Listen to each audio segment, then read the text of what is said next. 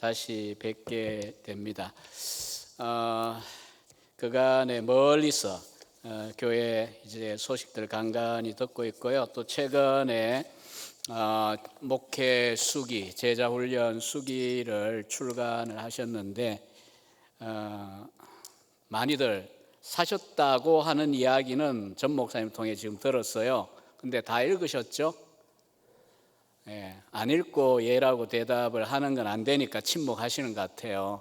하여튼 다 읽어보세요. 또 특히 이제 푸조보다 더 좋은 게 푸초예요. 푸초 공동체 이야기. 전 다 아는 이야기인데도 책을 읽으면서 참 혼자 눈물을 많이 흘렸습니다. 왜냐하면 이제 교회를 일찍이 방촌에 있을 때부터 제가 그때는 뭐 개인적으로 몰랐지만 교회 개척 초기를 제가 보아온 사람이고요. 또 이제 10여 년 동안 교제하고 가끔씩 제가 목회하던 강단에 초청하기도 하고 그렇게 교제하면서 지냈는데 저하고 참 많이 다른 분이에요. 그래서 더 존경스러운 것 같아요. 나이도 뭐 거의 같고 비슷한 시기를 살아가고 또 목회도 일찍 다 시작했는데 목회하는 스타일이 참 많이 저하고는 다릅니다. 하여튼 그래서 더 이제 감동이 있는 것 같아요. 아무튼 이제 23주년이 다음 달이신데 아직은 청년의 나이입니다. 왕성하게 미래를 꿈꿔야 되는 시기여서 그런지 또 그새 또 굴착 공사를 하고 있다는 소식을 와서 들었습니다. 도서관도 만 가지 어려움을 잘 극복하고 완성되고 또 지역 사회의 복음 전파의 하나의 좋은 그 방법이 될 수 있기를 바랍니다. 미국에서 유명했던 감리교 목사였던 웰치라는 분이 101세를 생일을 맞았습니다. 뭐 지금은 100세 넘는 게 일상적일 수 있는데 당시는 굉장히 드물었습니다. 그래서 이제 축하하고 기자회견을 하는데 질문을 했습니다. 이제 101세가 되셨는데 남은 생에 걱정이 안 되십니까? 이런 질문을 했더니 목사님 대답하기를 내가 30년 전에 은퇴를 했는데 은퇴를 하면서 비로소 내가 깨달았습니다. 많은 염려를 안고 살았는데 우리하고 비슷하죠. 오늘 주제는 너무 익숙하고 우리의 실존적으로 모르는 분이 아무도 없을 겁니다. 아마 이 아침에도 다들 염려와 근심의 짐을 나름 안고 오셨을 거라고 생각이 듭니다. 근데 이 목사님이 하시는 말씀이 염려와 근심을 끌어안고 살았는데 은퇴할 때쯤 되어 가만히 돌아보니까 염려하고 근심했던 그 일들이 거의 터진 것이 없었다는 것입니다. 그러니까 쓸데없는 염려와 근심을 안고 생을 허비했다. 그래서 이제 그 다음부터는 자신은 노년에 대해서 또 남은 생에 대하여 염려하지 않는다. 이렇게 이제 고백을 하더라는 것입니다. 뭐 최근에 우리 김영석 교수님 같은 분 1920년생이니까 한국 나이로 100세예요. 그렇게 100세 되신 분이 정신도 말짱하실 뿐 아니라 한 해에 150번 강연도 하고 다니시고 책들도 계속 내시면서 제가 볼 때는 조금 우리하고는 신앙의 컬러가 좀 많이 다른 것 같긴 합니다만은 그래도 긴 생을 사신 어른이 인생에 대하여 뭐 100세를 살아보니 이런 것이다. 그런 저런 이야기들을 많이 하고 계신데 참 귀한 일인 것 같습니다. 근데 하여튼 오늘 본문에 보면 내가 너희에게 이르노니 목숨을 위하여 무엇을 먹을까 무엇을 마실까 몸을 위하여 무엇을 입을까 염려하지 말라. 이렇게 세 가지 염려거리를 우리들에게 소개하시면서 하지 말라고 이야기합니다. 여기에 뭘 먹을까 마실까 입을까 이 세 가지를 찰스 스펄전은 우리 인간들이 염려하는 염려의 삼총사라 이렇게 표현을 했습니다. 물론 이제 오늘 우리 시대에는 더 하고 싶은 게 또 있겠죠. 어디에 살 것이냐 주거 문제도 아마 포함이 돼야 될 것 같은데 하여튼 예수님은 2000년 전에 특별히 먹을 것 마실 것 또 옷 입을 것에 대하여 염려하지 말라고 우리에게 명령하세요. 그러면서 32절에 이런 염려라고 하는 것은 신자들의 특징이 아니고 다 이방인들이 구하는 것이다. 오늘 익숙하지만 이 말씀이 우리가 우리의 마음 가운데 스며들어오려면 주의 깊게 읽어야 돼요. 왜 그런가 하면 우리는 어차피 염려하고 있기 때문에. 그럼 염려하지 말라. 이방인들이 구하는 것이다. 이방인들이 누굽니까? 불신자들을 말하는 거잖아요. 이 불신자들이나 이런 문제로 염려하고 걱정하는 거지 너희들 몫은 아니다. 염려하지 마. 그럼 무조건 다 책임져 주시는 건가? 책임 안 져 주시더라는 거죠. 살아보시면. 저도 한 53년 신앙생활 해오고 있거든요. 가만히 있는데 책임져 주시나요? 운전도 알아서 해주시고 먹을 것도 주시고 자녀 공락금도 알아서 다 주시는 것 같고 그럴까요? 그렇지 않더라는 거죠. 그러니까 익숙하지만 현실에 이것이 어떻게 적용이 돼야 되는지를 잘 몰라서 결국은 말씀이 우리 가운데 역사하지 않는 경우가 굉장히 많습니다. 물론 여러분 교회나 저나 이제 제자 훈련을 추구하기 때문에 아무래도 말씀의 훈련이 잘 되어 있을 거라고 생각을 해서 기우라고 생각이 합니다만은 아무튼 예수님께서는 이런 염려라고 하는 것은 일단은 정리하시기를 이방인들, 불신자들이 주로 고민하고 염려하고 추구하는 내용이다. 이렇게 이제 말씀을 하셨어요. 이 염려한다라고 하는 것은 우리말은 그냥 염려이지만 헬라어 동사 메림나오라는 동사는요, 마음이 생각이 나누어지는 것을 이야기합니다. 이 생각 저 생각 우리가 이제 염려를 모르지 않기 때문에 염려가 뭔지 아는데 이 염려가 지나치게 되면 마음도 생각도 갈갈이 찢기고 나뉘어지고 그 다음에 예수님 말씀과 같이 아무 유익이 없다라고 하는 것을 우리가 알 수가 있습니다. 우리가 기본적으로 몸이라고 하는 것은 스스로 이제 공격, 외부의 공격이나 세균이나 바이러스에 대하여 또 암세포라든지 이런 거에 대하여 면역 체계가 있습니다. 그러나 이제 우리의 마음에 염려, 근심, 걱정이 가득 차고 밤잠 못 자고 고뇌하다 보면 그 면역 체계가 무너집니다. 가장 요즘 흔하게 오는 것 중에 하나가 그래서 주변에도 지금 앓고 있는데 대상포진입니다. 면역 체계가 무너져요. 면역이 약해지는 거예요. 그래서 예수님이 27절에 말씀하기를 누가 염려한다고 해서 키를 한 자나 더할 수 있느냐 이렇게 반문하셨고요. 답은 없다입니다. 여기에 키를 한 자 더한다는 말, 한 자는 히브리인들의 단위로 45cm 정도입니다. 큐빗이라고 하는 것이기 때문에요. 45cm는 커녕 제가 염려 많이 해봤지만 1cm도 늘지 않는다는 것 저는 경험적으로 압니다. 또 이 키라고 하는 단어는 헬라어에 보면 또 하나의 번역이 가능한데 생명의 길이라고 하는 겁니다.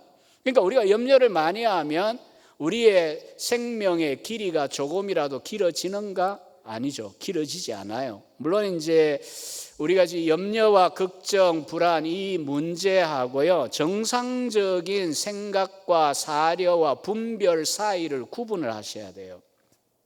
아무 생각 없이 살라고 요구하신 게 전혀 아니거든요.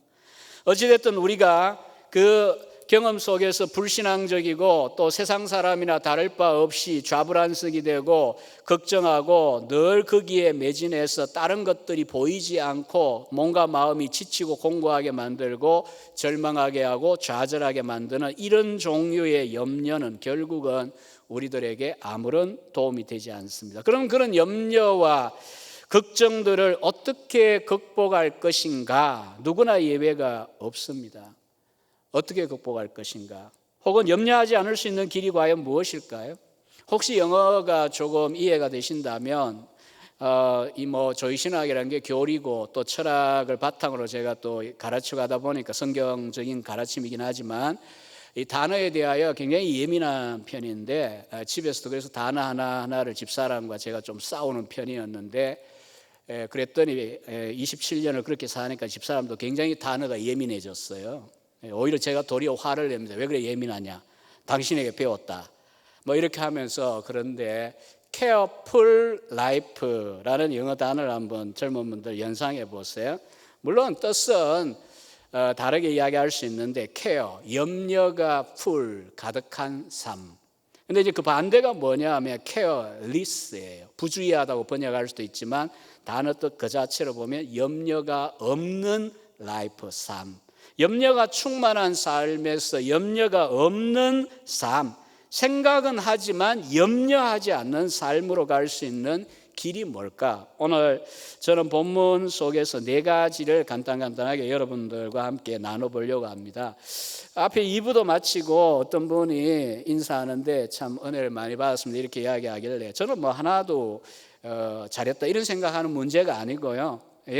저도 오늘 제게 설교를 했습니다, 이렇게 답을 했습니다. 설교자라고 앞서가는 면도 있긴 하지만 때로는 함께 식탁을 준비해서 나눠 먹는 주부의 심정과 비슷해요. 함께 먹는. 그러니까 은혜도 뭐 충만해가지고 나누어 주는 그런 개념이 아니라 함께 사모하면서 설교자는 전하면서 또 염려를 어떻게 하면 극복할 것이냐 다시 한번 이제 자신에게 설교하는 거. 여러분들은 설교자를 통하여 오늘 예수님의 말씀인데 이 말씀들이 어떻게 우리들에게 가슴에 살아 역사할 것인가 주의 깊게 들어보시면 좋을 것 같아요. 첫 번째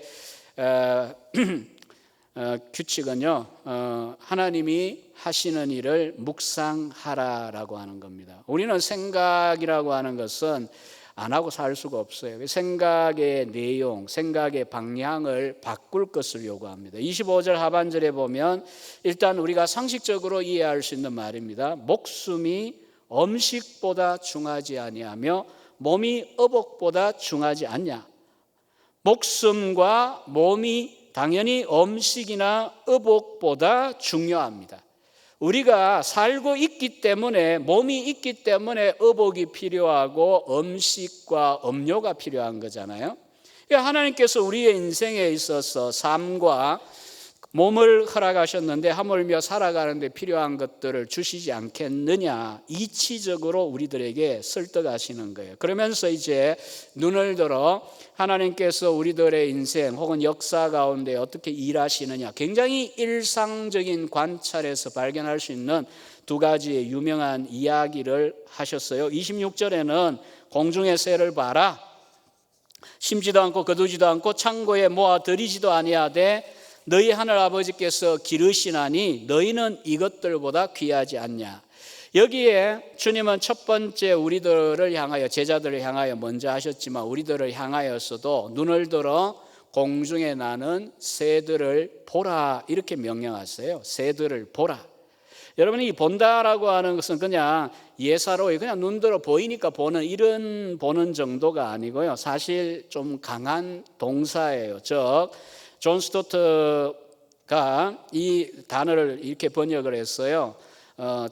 자세히 관찰하기 위하여서 너의 눈들을 고정시켜라. 이게 이제 본다라고 하는 의미예요. 그래서 들어 이제 IBF맨들은 아시겠지만 이 존 스토트 목사 책들이 많이 번역이 되어 있잖아요. 그 중에 하나가 우리말로 새 우리들의 선생님이라는 책이에요. 새 신학자예요. 목회자고 복음주의 지도자입니다. 그런데도 불구하고 조류학적인 관심을 가지고 새에 대한 관찰을 책으로 냈어요. 굉장히 흥미로운 책이에요. 그래서 우리나라에 90년대에 처음 방문할 때도 조건이 저기 DMZ에 조류 관찰할 수 있도록 조치해달라. 그게 조건 중에 하나였어요. 그만큼 새를 관심 있게 보는 거예요, 이 목회자가. 그래서 이제 누군가 물었어요. 목사님은 왜 새들에 대하여 그렇게 관심이 많고 책까지 쓰냐 이렇게 했더니 딱 이 말씀을 언급한 거예요. 예수님의 말씀. 공중에 나는 새들을 보라고 명령하시지 않았냐고. 굉장히 심플하게 답을 하셨어요. 그래서 그 중에 이제 저도 이제 조류에 대해 잘 모르지만 제비에 대한 이야기 누가 적어 놓은 거 한번 읽어봤어요. 이렇게 이야기해요. 제비가 새끼를 낳으면 석 주 동안 아빠 제비, 엄마 제비가 번갈아 가면서 곤충을 잡아와서 새끼를 먹이는데 하루에 100번 이상 먹이를 날라다 줍니다. 7,000마리의 날파리 곤충을 먹입니다. 하루에. 이렇게 무능력하고 연약한 제비라고 하는 새조차 그렇게 하면서 석 주 동안 무려 15만 마리를 갖다가 먹인대요. 힘없고 연약한 새지만 창고도 없고 농사도 짓지 않지만 냉장고도 없지만 보험도 없지만 연금도 없지만 이렇게 본능에 따라 자기의 새끼를 먹이는 이런 모습, 또 이런 본능을 누가 줬느냐? 하나님이 주셨다는 거죠. 그리고 우리가 적자생존이라는 진화론, 유물론적인 진화론의 법칙에 의하면 약한 자들은 다 없어져야 될 것 같잖아요. 그런데 하늘에 참새나 잽이 멀쩡하게 있습니다. 또 강에는 또 조그마한 송사리, 피레미 이런 것들 존재하고 있잖아요. 상어만 살아야 되고 하늘에는 독수리나 매나 이런 것만 살아야 될 것 같은데, 그러나 변함없이 하나님께서 그런 새들, 생태계를 돌보시기 때문에 존재하고 있는 것을 보라고 하는 것입니다. 그러면서 이제 우리들에게 하신 말씀은 조류학자가 되라는 게 아니라 거기에서 우리 자신에게로 이제 디딤돌을 삼고 옮겨오라는 것입니다. 하물며 하나님께서 사랑하시는 너희들 일까 보냐, 새들도 이렇게 먹이 쉬거든 하물며 너희 일까 보냐, 이렇게 생각을 옮겨오라는 것입니다. 두 번째 예도 유명한 예이지 않습니까? 28절 이하에 보면 또 너희가 어찌 의복 옷을 위하여 염려하느냐, 들의 백합화가 어떻게 자라는가 생각해 봐라. 이 백합화는 팔레스타인 그 갈릴리 들녘에 나가면 흔히 볼 수 있는 단지 백합화만 아니라 들풀들, 들꽃들을 이야기하는 것입니다.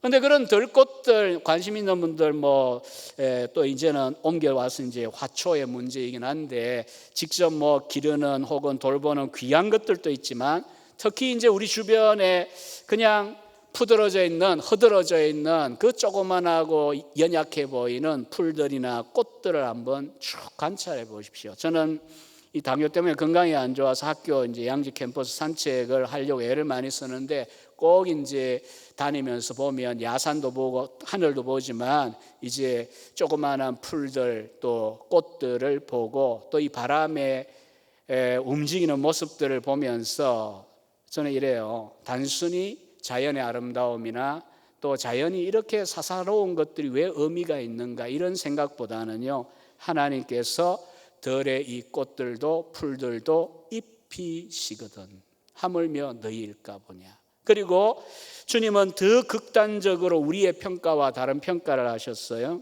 솔로몬의 모든 영광으로 입은 그 왕복조차도 이 꽃만큼 안 된다. 우리는 조금 동의가 잘 안 될 거예요. 인간이 만들어낸 디자인한 그 옷들, 물론 인조죠. 사람이 만든 것들 아름다워요. 그러나 주님이 말씀하신 것은 그와 같은 인간이 만든 인조의 미와 하나님이 창조하신 이 생명, 살아있는 생명, 이 신선함이 어떻게 비교가 되느냐라고 하는 이야기입니다. 주님께서는 이처럼 이 들풀을 바라보라고 또 우리들에게 말씀합니다. 결국 이제 우리가 염려를 극복하려면요, 우리는 생각을 해야 됩니다. 하나님의 일하심을 봐야 됩니다. 하나님의 섭리하심을 바라봐야 됩니다. 여러분의 교회도 저는 잘 몰라요. 앞에 그런 이야기 해도 깊이 모릅니다. 구성원도 잘 모르고요. 그러나 이제 저는 저 나름대로 옛날부터의 어떤 그 인상들이 남아 있는 거죠. 그런데 여러분이 이제 교회 생활이든 살아가시면서 우리가 이제 당장에 있는 여러 가지 어려움들이나 염려들, 개인이든 공동체든 그것 당할 때 우리가 이제 염려하고 근심하는 것보다는 일단은 눈을 들어 예컨대 여러분의 23년의 역사 가운데 하나님이 이 교회 가운데 어떻게 일하셨는가도 돌아보시는 것도 하나의 방법이에요. 또 여러분들의 지나온 인생의 긴 생애 가운데 하나님의 특별하신 섭리가 어땠는지도 한번 돌아보실 필요가 있어요. 돌아보니까 생각할 것이 없다. 굉장히 불행한 거예요. 우리의 신앙의 생애는 일상으로 이어지지만 때로는 강한 염려와 불안이 몰려올 때에 아니야, 하나님이 내 인생 가운데 내 가족 가운데 일하신 이런 일들이 있잖아 라고 딱 돌아볼 수 있는, 묵상하고 생각할 수 있는 그런 기념비들이 있는 것이 복된 인생입니다. 교회도 마찬가지입니다. 그러면 또 이제 염려를 떨쳐버리고, 두 번째 방법은요, 오늘 본문에는 없지만 다른 성경에 의하면 두 번째 길이 있습니다. 베드로전서 5장 7절의 말씀인데요, 너희 염려를 다 주께 맡기라, 이는 그가 너희를 돌보심이라. 여러분들의 찬송가 우리 같이 불렀는데요, 내 모든 시험 무거운 짐을 주 예수 앞에 아뢰이면 근심에 쌓인 날 돌아보사 내 근심 모두 맡으시네. 무거운 짐을 나홀로 지고 견디다 못해 쓰러질 때 불쌍히 여겨 구원해 줄리 은혜의 주님 오직 예수. 살다 보면 암이든지 사업상의 실패든지 젊은이들 엄청난 시련이나 또 취업의 실패나 이런 것들 당해보면 진짜 서 있을 힘도 없어 주저앉고 싶고 염려하는 게 아니라 아예 죽고 싶은 그런 심정이 들 때도 있어요. 그런데 오늘 찬송이 가르쳐주는 내용이 무엇입니까? 그때도 은혜를 구하면 불쌍히 여겨 구원해 줄 리, 일으켜 세워주실 리가 주님이십니다. 염려를 주님께 맡길 때에 하나님께서 우리의 짐을 지십니다. 시편 68편 19절에 보면 날마다 우리의 짐을 지시는 주 곧 우리의 구원이신 하나님을 찬송할지로다.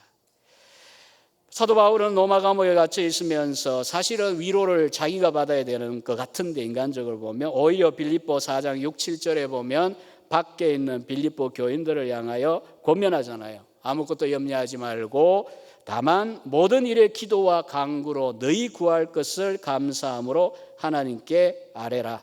그리하면 모든 지각에 뛰어난 하나님의 평강이 그리스도 예수 안에서 너희의 마음과 생각을 지키시리라. 여러분, 저나 여러분들 이 인생 신앙의 여정은요, 과거의 어떤 경험만으로 그냥 다 되는 건 아닙니다. 과거의 이력 자랑만으로 안 됩니다. 우리가 경험한 것 물론 중요하지만 앞서 이야기한 대로 현재 우리가 하나님 앞에 은혜를 구하는 자리에 있는가가 늘 돌아봐야 될 일입니다. 내가 과거에 기도해서 어떤 역사를 경험했다를 내세울 수 있는 것도 굉장히 중요한데, 그래서 오늘 지금 내가 은혜의 자리에 나아가서 날마다 기도로 내 염려와 내 무거운 짐들을 내려놓고 하나님 앞에 간구하고 있느냐, 이것이 중요한 것입니다. 사실 오늘날 저도 CCM이나 이런 악기들 반대하진 않습니다만은, 그러나 이제 위험에 대하여 저는 가끔 이야기합니다. 근데 우리가 소란한 소음 속에서 그냥 일종의 무슨 노래방에서 그냥 소리 지르듯이 소리는 지르는 것처럼 할 수는 있는데, 정작 소리가 조용할 때에 개인적으로나 함께 기도하자 할 때 우리의 마음에서부터 길어내서 나오는 간절한 소원, 기도, 간구, 절박함이 이어지고 있느냐, 이것이죠.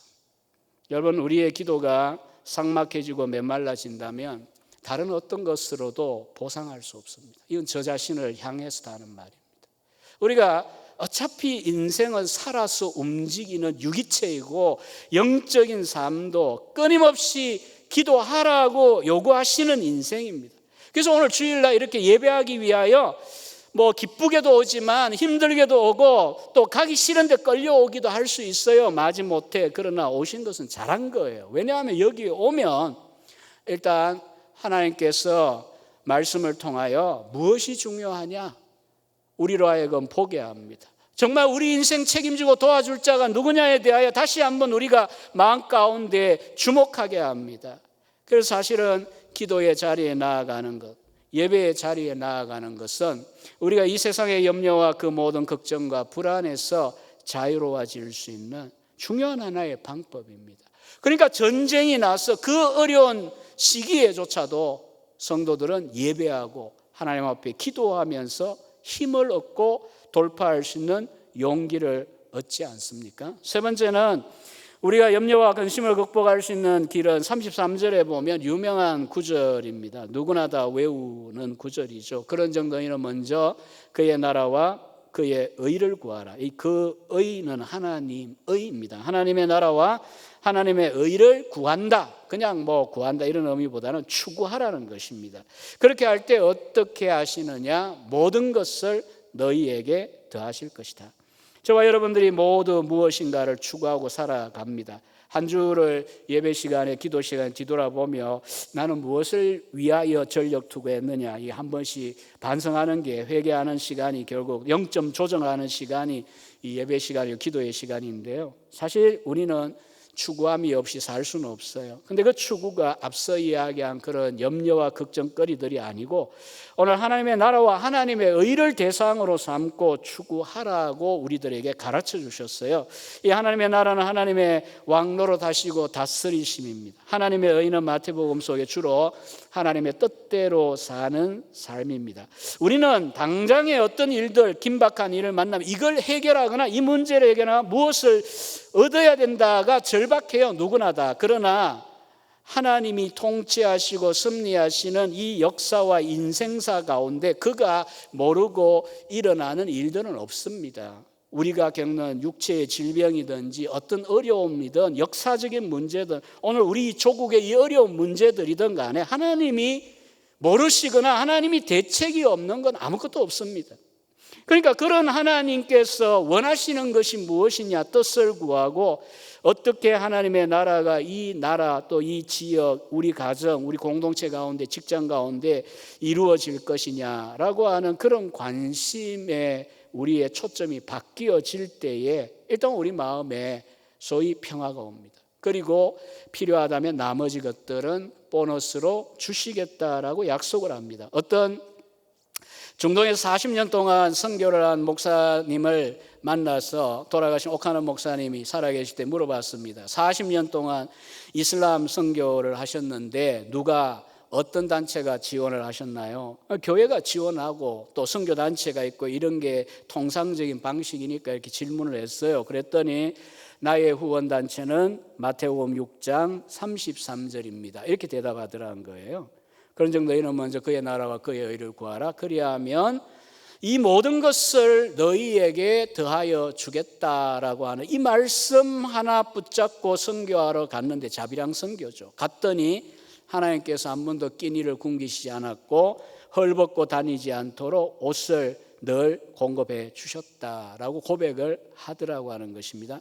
그래서 옛 우리 믿음의 선조들이 남긴 투박했지만 배운 것이 부족했지만 우리 믿음의 선조들이 남긴 참 귀한 믿음의 교훈들이 우리나라에도 많이 남아 있습니다. 그 중에 하나가 우리는 하나님의 일을 하고 하나님은 우리의 일을 하신다라고 하는 것입니다. 우리가 하나님의 나라와 하나님의 의와 그의 교회를 중심에 두고 신앙생활하고 우리가 기도하고 또 우리의 헌신할 때에 하나님은 그 나머지 우리의 일에 대하여 그가 돌보실 것이다. 우리 믿음의 선조들은 경험을 통하여 그렇게 우리들에게 교훈을 남겼습니다. 오늘 네 번째 마지막 우리에게 주신 비결은요, 마지막 절에 있는 34절 말씀인데요. 우리 지금 개역개정은 굉장히 재미있게 번역이 되어 있죠. 왜냐하면 그러므로 내일 일을 위하여 염려하지 말라. 그 다음이 재미있어요. 왜냐하면 내일 일은 내일이 염려할 것이다. 한날의 괴로움은 그날로 족하다.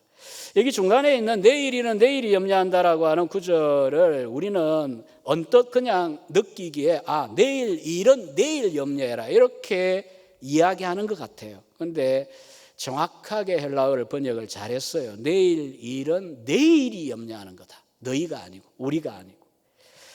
여러분 박윤선 목사님이라고 이제 88년에 돌아가신 우리 교단 또 합신 교단의 성경학자였는데요. 참 존경을 많이 받으셨던 분입니다. 이분도 그렇게 성공적인 목회자 혹은 신학자로 존경받았지만 마음 가운데 참 좋아했던 구절이 34절이래. 이 34절. 내일 일을 위하여 미리 염려하지 말라. 내일 일은 내일이 염려한다. 즉 하나님께서 책임지실 것이 내일이라는 시간이지 우리가 지금 염려함으로 현재에 우리에게 주신 분복을 잊어버리거나 현재 우리의 허리가 휘어지지 않도록 하는 것이 하나님이 우리에게 보장해 주신 염려를 극복할 수 있는 비결 중에 하나라고 하는 사실입니다. 우리도 여러분들도 가끔 그런 이제 인생을 한번 정리하실 때 생각하실 때 그런 이제 따져 보셨는가 모르겠지만요. 우리의 기도 가운데 그렇게 절박하고 간절했던 것 중에 그때 안 주면은 그냥 뭐 숨 넘어갈 줄 알았던 것 중에 하나님이 안 주심으로 오히려 뒤늦게나마 감사할 거리들이 많았던 인생인 것을 우리는 깨달아요. 또 한 가지는 염려나 걱정이라고 하는 것은 어니 젤린스키라는 분이 통계낸 거에 하면요 40%는 절대 현실로 나타나지 않을 일을 염려한 거예요. 30%는 이미 일어난 일에 대한 것이, 4%는 우리도 어쩔 수 없는 일에 대한 염려, 4%는 우리가 바꿔놓을 수 있는 일에 대한 것이. 그러니까 염려와 이 걱정이라고 하는 것은요, 누군가 말한 대로 거짓말쟁이라는 거죠. 왜냐하면 현실화되지도 않을 이 일에 대하여 시간과 에너지를 투자하게 만드는, 헛고생하게 만드는 것이 염려라는 것입니다. 오지도 않은 미래에 대하여 염려하고, 이럴까 저럴까, 혹 이럴까 혹 저럴까, 수많은 그 염려들을 우리가 당겨서 하는 바람에 현재를 놓쳐버리는 그와 같은 어리석은 일이 바로 이 염려의 문제점입니다. 그래서 주님은 냉정하게 우리들에게 현실적으로 말씀하세요. 내일 일은 내일이 염려할 것이고, 한날의 괴로움은 한날에 족하니 내일 일을 내가 염려하지 말라. 과거도 이미 지나갔으니 우리가 회개하고 청산하고 감사함으로 지나가야 될 거라면, 미래는 오지 않았고 하나님의 시간이기 때문에 하나님께 맡기고 현재를 우리가 누리고 살아가는 것이 중요하다라고 하는 이야기입니다. 오늘 말씀을 끝맺고자 합니다. 오늘 우리는 살면서 살아가면서 지나고 보면, 죄송한 이야기입니다, 몸이 이제 많이 아프다 보니 조금 이제 인생에 대한 생각이 좀 빨리 오는 것 같아요. 저는 이제 50대 초반이지만 뒤돌아보니까 정말 이제는 그 옛날 어른들이 후회하고 안타까워했던 그런 모습들이 이게 제 모습 같아요. 정말 후회할 일들이 많아요. 그런데 회개하고 해야 될 일이 많은데, 그 중에 하나가 쓸데없는 염려와 걱정과 불안을 떠안고 인생을 허비한 부분들입니다. 우리는 인생을 염려하며 걱정하며 살다가 끝내기에는 우리의 주어진 시간은 너무 짧아요. 염려할 시간에 우리가 어떻게 해야 되느냐, 오늘 4가지 이야기했잖아요. 하나님의 행하신 일들, 자연 속에서도 보지만 역사 속에서도 보고, 특별히 우리가 쉬운 것은요, 말씀을 묵상하는, 그래서 우리 하나님이 어떤 분이시고 하나님이 우리의 삶에 대하여 어떠한 관심을 가지시는가를 확인하는 것이 중요합니다. 두 번째는 우리의 짐을 하나님께 기도로 맡김으로써 그분이 염려하고 그분이 책임지도록 하는 것이 또한 중요합니다. 세 번째는, 그리고 우리는 우리의 마음 가운데, 우리의 생각 가운데 하나님의 나라, 하나님의 의, 하나님의 교회를 위한 그런 관심으로 채우기 위한 훈련을 받는 것이 중요할 것입니다. 마지막 4번째는 내일에 대한 염려를 오늘 쓸데없이 하지 말라라고 하는 것입니다. 주님께서는 우리들에게 약속하셨습니다. 어려움이 없는 인생을 약속하시지 않았어요. 우리가 다 알듯이 이런저런 일들은 어차피 일어날 것입니다.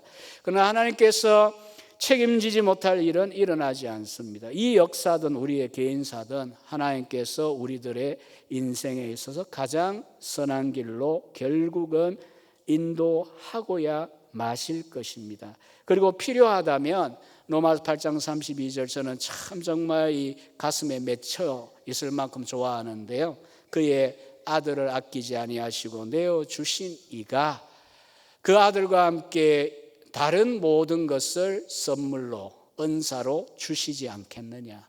왜냐하면 아들을 아끼지 않으실 정도로 우리에게 허락하셨다면 나머지 모든 것들, 우리 염려의 그 주요 내용들의 대상들, 필요하다면 아끼실 이유가 없다라고 하는 사실입니다. 그런데도 불구하고 현재 우리에게 부족하다면 앞서 이야기한 4가지 기준을 한번 점검해 보시고요, 또 때로는 현재 우리가 절박해도 아니야, 그건 너에게 지금 필요한 거 아니야, 행복에 도움 안 돼, 이렇게 우리들에게 말씀하시는 내용들도 있을 것입니다. 결국 우리는 이런 선하신 하나님, 능하신 하나님을 바라보고 남은 생에도 또 이 교회도 전진할 수 있기를 축원합니다. 기도하겠습니다. 자비로우신 하나님,